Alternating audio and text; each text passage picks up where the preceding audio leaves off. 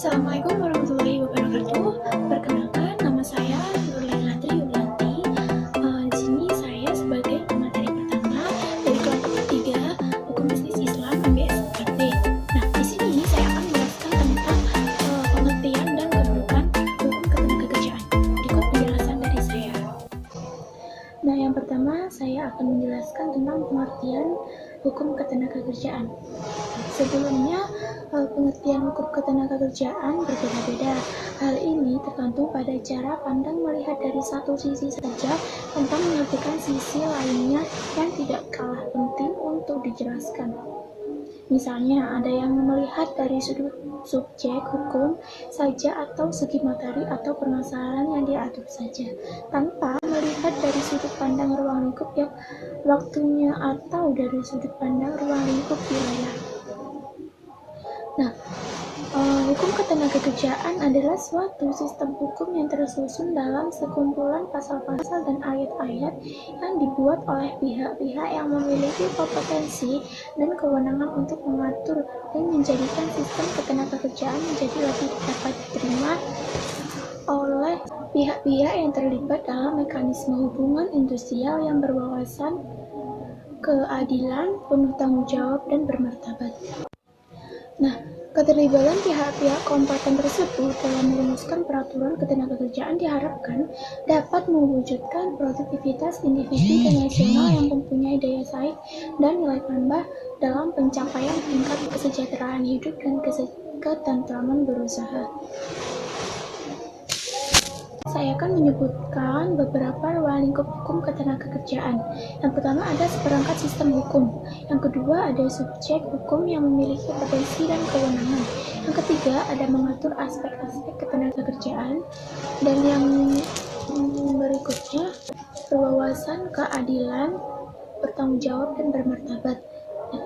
Untuk yang selanjutnya keseimbangan hak dan kewajiban para pihak dan bertujuan untuk individu dan nasionalisme. Yang terakhir ada kesejahteraan hidup dan ketentraman berusaha. Nah, tadi penjelasan tentang pengertian hukum ketenagakerjaan. Nah, sekarang saya akan menjelaskan kedudukan hukum ketenagakerjaan.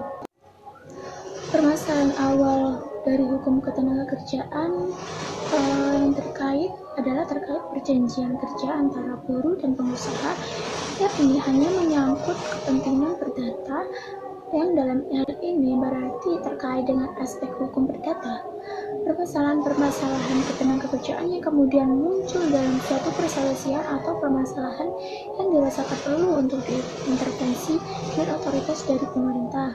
Hal ini menjadikan kondisi bahwa hukum ketenagakerjaan sudah masuk ke dalam ranah hukum, baik dalam aspek hukum tata usaha negara dan hukum pidana. Terima kasih. Berikut penjelasan dari pemateri kedua. Materi yang B yaitu hukum positif di bidang ketenagakerjaan. Hukum positif merupakan hukum yang sedang berlaku dalam suatu negara atau hukum dalam arti kata hukum. Dalam asas hukum dikenal istilah lex specialis derogates lex generali. Hukum dan aturan yang mengatur khusus membatalkan hukum dan aturan yang berlaku umum. Untuk itu di bidang hukum ketenagakerjaan banyak terdapat suatu undang-undang yang mempunyai peraturan menteri, keputusan menteri sebagai suatu kebijakan pelaksana dari substansi yang diatur, atau bahkan suatu pemerintah mempunyai suatu surat edaran oleh menteri sebagai juklak pelaksanaannya atau normatif. Dalam hubungan kerja yang penerapannya dalam praktik-praktik ketenagakerjaan selalu berbicara terhadap adanya pemenuhan antara hak dan kewajiban daripada pihak yang terlibat. Pengusaha dan bekerja sama-sama dalam pemenuhan kepentingan atas hak dan kewajiban tersebut.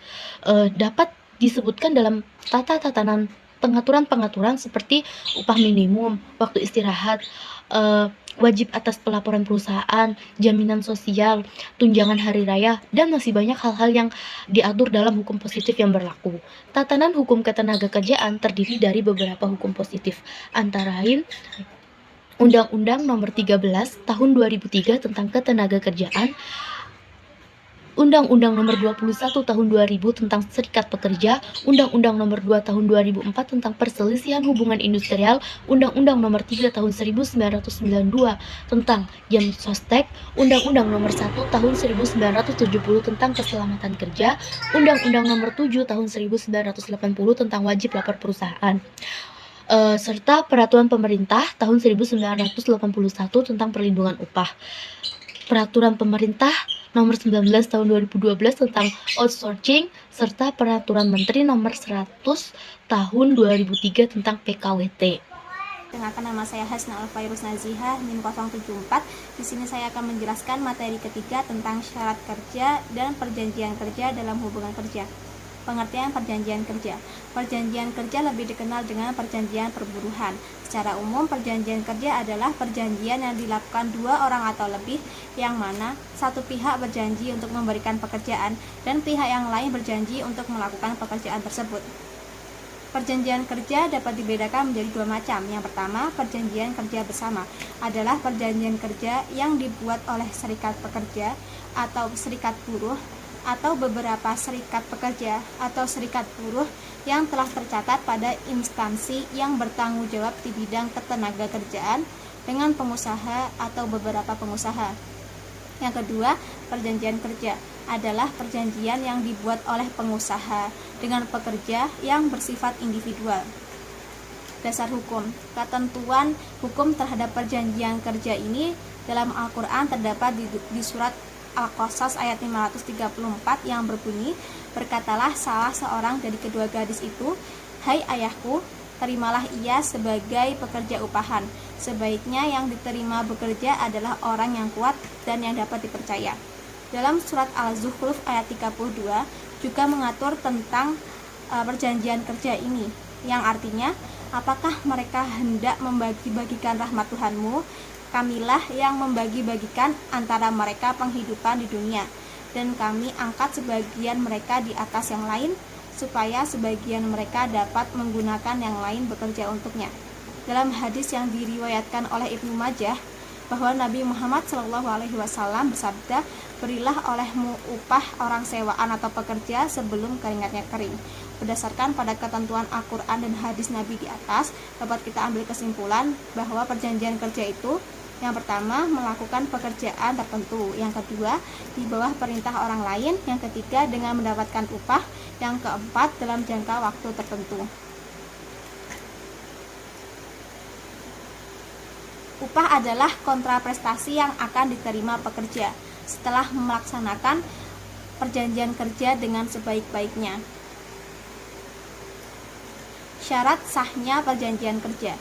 Untuk keabsahan dari perjanjian kerja ini harus memenuhi syarat-syarat sebagai berikut. Yang pertama, pekerjaan yang diperjanjikan termasuk jenis pekerjaan yang mubah atau halal menurut ketentuan syarak, berguna bagi individu maupun masyarakat.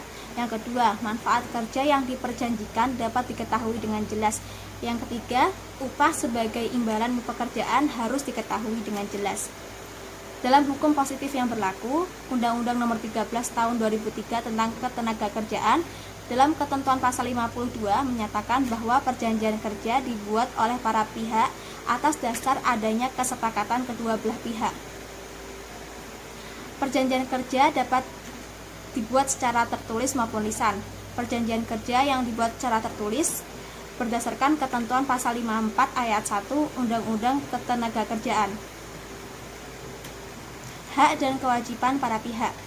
Dalam perjanjian kerja terdapat dua pihak yang terlibat, yaitu pihak pemberi kerja atau majikan atau mustakjir, dan pihak penerima kerja atau buruh atau ajir. Dalam sebuah perjanjian kerja terdapat hubungan subordinatif antara buruh dan majikan, sehingga ada kecenderungan bahwa buruh tidak memiliki bargaining power yang seimbang terhadap pekerja, sehingga seringkali buruh cenderung dirugikan. Sehubungan dengan itu, perlunya untuk mengetahui hak-hak dan kewajiban yang dimiliki pemberi kerja dari pekerja itu sendiri. Kewajiban pemberi kerja adalah memberikan upah bagi pekerja tepat waktu, sesuai dengan yang diperjanjikan dan ketentuan peraturan perundang-undangan. memberikan jaminan sosial kepada tenaga kerja, dan memberikan hak-hak yang berkaitan dengan kesejahteraan pekerja. Untuk itu, pemberi kerja berhak atas terselesaikannya pekerjaan oleh pihak tenaga kerja pada waktunya.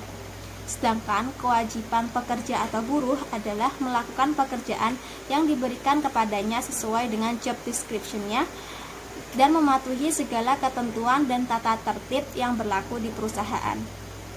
Untuk itu, pekerja mempunyai hak atas upah, jaminan kesehatan dan keamanan kerja, mendapatkan perlakuan yang sesuai dengan harkat dan martabat manusia, serta nilai-nilai agama. Untuk yang terakhir, berakhirnya perjanjian kerja. Perjanjian kerja biasanya dibuat untuk jangka waktu tertentu, dengan kemungkinan untuk diperpanjang sesuai dengan kesepakatan antara pihak pemberi kerja dengan pihak penerima kerja. Berakhirnya perjanjian kerja berdasarkan ketentuan pasal 61 Undang-Undang Ketenagakerjaan adalah yang pertama, pekerja meninggal dunia. Yang kedua, berakhirnya jangka waktu perjanjian kerja. Yang ketiga, adanya putusan pengadilan dan atau putusan atau penetapan lembaga penyelesaian perselisihan hubungan industrial yang telah mempunyai kekuatan hukum tetap. Atau yang terakhir, adanya keadaan atau kejadian tertentu yang dicantumkan dalam perjanjian kerja bersama yang dapat menyebabkan berakhirnya hubungan kerja. Yang D yaitu penyelesaian perselisihan hubungan industrial. Yang pertama yang akan kita bahas yaitu jenis-jenis perselisihan. Jenis-jenis perselisihan itu ada 4. Yang pertama yaitu perselisihan hak, yaitu perselisihan yang timbul karena tidak dipenuhinya hak akibat adanya perbedaan pelaksanaan atau penafsiran terhadap ketentuan peraturan perundang-undangan, perjanjian kerja, peraturan perusahaan atau perjanjian kerja bersama. Yang kedua ada perselisihan kepentingan, yaitu perselisihan yang timbul dalam kerja karena tidak adanya pendapat mengenai pembuatan atau perubahan syarat-syarat kerja yang ditetapkan dalam perjanjian kerja ataupun peraturan perusahaan maupun perjanjian kerja bersama. Yang ketiga yaitu perselisihan pemutusan hubungan kerja, yaitu perselisihan yang timbul karena tidak adanya kesesuaian pendapat mengenai pengakhiran hubungan kerja yang dilakukan oleh salah satu pihak. Dan ya, yang terakhir ada perselisihan antar serikat pekerja, yaitu perselisihan antar serikat pekerja dengan serikat kerja yang lain dalam satu perusahaan karena tidak adanya persesuaian paham mengenai keanggotaan, pelaksanaan hak, dan kewajiban keserikat pekerjaan. Yang selanjutnya yaitu prosedur penyelesaian. Yang pertama ada penyelesaian di luar pengadilan. Mekanismenya dilakukan oleh lembaga. Yang pertama yaitu pada bipartit, yaitu perundingan antara pekerja buruh dengan pengusaha untuk menyelesaikan perselisihan hubungan industrial. Yang kedua yaitu ada mediasi penyelesaian, yaitu penyelesaian perselisihan hak, perselisihan kepentingan, PHK, perselisihan antar serikat pekerja atau serikat buruh dalam satu perusahaan melalui musyawarah yang ditengahi oleh seseorang atau lebih seorang mediator yang netral, tidak memihak kemanapun. Yang ketiga ada konsiliasi, yaitu penyelesaian hak, perselisihan kepentingan, PHK, perselisihan antar serikat atau serikat buruh dalam satu perusahaan melalui musyawarah yang ditengahi oleh seorang atau lebih konsiliator yang bersifat netral. Yang keempat ada arbitrase, yaitu penyelesaian suatu perselisihan kepentingan dan perselisihan antar serikat pekerja dalam satu perusahaan di luar pengadilan hubungan industrial melalui kesepakatan tertulis dari para pihak yang berselisih untuk menyerahkan penyelesaian perselisihan kepada arbiter yang putusannya mengikat para pihak dan bersifat final. Terus yang selanjutnya ini ada penyelesaian melalui pengadilan hubungan industrial, yaitu yang pertama ada pengadilan hubungan industrial, yaitu pengadilan khusus yang dibentuk di lingkungan pengadilan negeri yang berwenang memeriksa, mengadili, dan memberikan putusan sebagai upaya paksa terhadap perselisihan hubungan industrial. Yang kedua ada penyelesaian pengadilan hubungan industrial, yaitu gugatan perselisihan hubungan industrial yang diajukan kepada pengadilan hubungan industrial pada pengadilan negeri daerah, hukumnya meliputi tempat bekerja buruh bekerja. Pengajuan gugatan dimaksud pengajuan gugatan tersebut harus melampirkan risalah penyelesaian melalui mediasi atau konsiliasi. Hakim pengadilan hubungan industri wajib mengembalikan gugatan kepada pihak penggugat apabila gugatan penggugat tersebut tidak melampirkan risalah penyelesaian melalui mediasi atau konsilisasi tadi. Penggugat dapat sewaktu-waktu mencabut gugatannya sebelum tergugat memberi jawaban. Apabila tergugat sudah memberikan jawaban atas gugatannya, pencabutan gugatan akan dikabulkan pengadilan apabila telah disetujui oleh tergugat. Tugas dan wewenang pengadilan hubungan industrial adalah memeriksa dan memutuskan. Yang pertama itu tingkat pertama mengenai perselisihan hak, lalu tingkat pertama dan terakhir mengenai perselisihan kepentingan, serta tingkat pertama mengenai perselisihan pemutusan hubungan kerja, dan tingkat pertama dan terakhir mengenai perselisihan antar serikat pekerja hanya dalam satu perusahaan. Terakhir, penyelesaian perselisihan melalui Mahkamah Agung. Putusan pengadilan hubungan industrial mengenai perselisihan hak dan perselisihan pemutusan hubungan kerja mempunyai kekuatan hukum tetap. Apabila tidak diajukan permohonan kasasi kepada Mahkamah Agung dalam waktu selambat-lambatnya 14 hari kerja terhitung setelah bagi pihak yang hadir itu terhitung sejak bagi pihak yang hadir itu terhitung 14 hari sejak putusan dibacakan oleh sidang majelis hakim. Sedangkan bagi pihak yang tidak hadir itu terhitung sejak sesudah tanggal penerimaan pemberitahuan putusan. Saya akan melanjutkan penjelasan yaitu kerja dan berbisnis dalam pandangan Islam. Islam mewajibkan setiap muslim khususnya yang memiliki tanggungan untuk bekerja. Bekerja merupakan salah satu sebab pokok yang memungkinkan manusia berusaha mencari nafkah. Allah Subhanahu wa Ta'ala menerangkan tentang harta sebagai karunia darinya dan memerintahkan kepada manusia untuk bekerja dan berusaha. Dalam Islam, bekerja dinilai sebagai suatu kebaikan dan sebaliknya, kemalasan dinilai sebagai keburukan. Salah satu ayat Al-Quran yang memerintahkan dan menjelaskan tentang perintah bekerja yaitu dalam surat At-Taubah, yang artinya, dan katakanlah, bekerjalah kamu, maka Allah akan melihat pekerjaanmu. Begitu juga Rasulnya dan orang-orang mukmin. Dan kamu akan dikembalikan kepada Allah yang mengetahui yang gaib dan yang nyata, lalu diberitahukannya kepada kamu apa yang telah kamu kerjakan. Allah Subhanahu wa Ta'ala menegaskan bahwa bumi disediakan untuk manusia dan pada suatu saat nanti akan diminta pertanggungjawaban. Begitu pula dalam berusaha, dilarang melakukan perbuatan curang dan memakan riba. Walaupun bekerja dan berbisnis itu sangat dianjurkan oleh syariat, namun ada beberapa hal yang harus diperhatikan oleh setiap muslim dalam bekerja, pencarian dan pengelolaan hartanya. Yang pertama yaitu setiap muslim wajib bekerja untuk memenuhi kehidupannya sendiri maupun keluarganya. Yang kedua, uang dan kekayaan bagi muslim adalah kombinasi dari usahanya sebagai manusia dan pemberian Allah. Yang ketiga, uang dan kekayaan yang telah diperoleh dari setiap muslim bukanlah untuk dirinya sendiri, melainkan mengandung hak orang lain. Yang keempat, hendaklah uang dan kekayaan tidak dikuasai atau berputar hanya di golongan orang kaya saja. Yang kelima, dilarang pembelanjaan harta dalam bentuk hura-hura. Yang keenam, dilarang pembelanjaan harta secara berlebihan untuk hal yang mubah. Yang terakhir yaitu seorang muslim harus yakin bahwa menafkahkan harta untuk berinfak tidak akan membuatnya miskin, karena Allah menjanjikan akan mengganti harta yang diinfakkan. Investasi yang paling menguntungkan adalah infak di jalan Allah. Selanjutnya yaitu etos kerja dan profesionalisme kerja dalam Islam.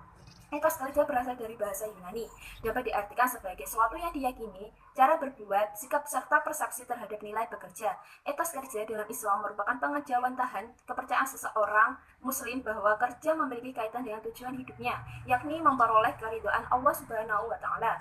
Dalam ungkapan lain, etos kerja dalam Islam adalah cara kerja yang diyakini seorang muslim bahwa bukan hanya untuk memuliakan dirinya atau untuk menampakkan kemanusiaannya, tetapi juga sebagai manifestasi amal soleh, karena ia memiliki ibadah yang sangat luhur. Di antara sikap etos kerja misalnya yaitu tekun. Yang pertama, tekun dalam bekerja, istiqomah dalam bekerja, menggunakan waktu sebaik mungkin dalam bekerja, ikhlas, jujur, memiliki komitmen. Mereka tidak mengenal kata menyerah dalam bekerja. Selain memerintahkan bekerja, Islam juga menuntut setiap muslim agar dalam bekerja di bidang apapun haruslah bersikap profesional. Inti profesionalisme paling tidak dicirikan oleh 3 hal. Yang pertama yaitu kafa'ah. Itu yaitu artinya cakap atau ahli dalam bidang pekerjaan yang dilakukan. Yang kedua, himatul amal, yaitu semangat atau etos kerja yang tinggi. Yang ketiga, amanah, diperoleh dengan menjadikan tauhid sebagai unsur pengontrol tingkah utama tingkah laku. Selain itu, pebisnis muslim juga harus memperhatikan hak-hak dan kewajiban pekerja atau pegawainya. Yang pertama, harus menerima upah atau gaji. Yang kedua, dalam bentuk kontrak atau perjanjian kerja hendaklah ditetapkan pekerjaannya dan tidak boleh dibebani dengan pekerjaan yang di luar kapasitasnya. Yang ketiga, memperoleh pembinaan sumber daya manusia muslim. Sekian penjelasan dari saya. Selanjutnya, mekanisme berbisnis dan prinsip bersaing dalam bisnis syariah. Bisnis syariah memiliki beberapa mekanisme, antara lain yaitu 1. Membangun motivasi serta memiliki tekad. Pentingnya motivasi dan tekad dalam melakukan suatu hal, khususnya dalam berbisnis, adalah untuk meyakinkan diri, mengembangkan potensi untuk lebih kreatif dan inovatif demi berlangsungnya bisnis tersebut.